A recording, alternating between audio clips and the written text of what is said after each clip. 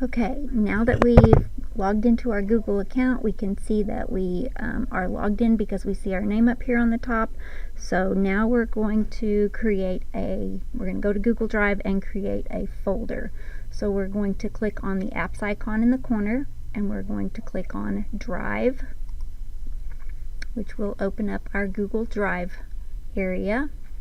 We're going to create a folder by clicking on the New button and the folder icon.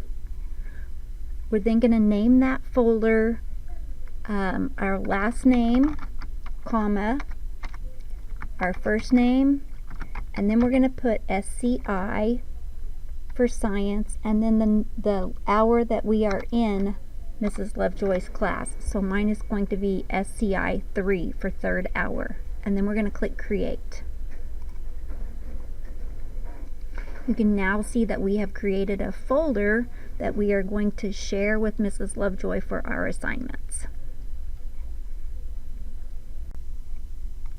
Okay, now that we have the folder that we were required to build for Mrs. Lovejoy, now we're going to share that folder, and we're going to share it with Mrs. Lovejoy by clicking on the folder. It turns blue when you click on it, and then we're going to go up here to the share icon.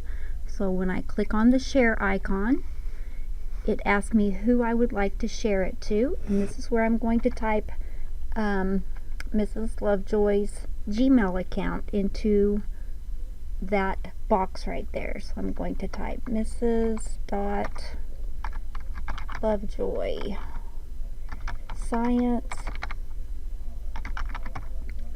at gmail.com.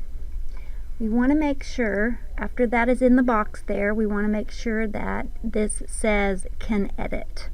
That way Miss Lovejoy will be able to edit the things that you share in that folder with her. And then we're going to click Send.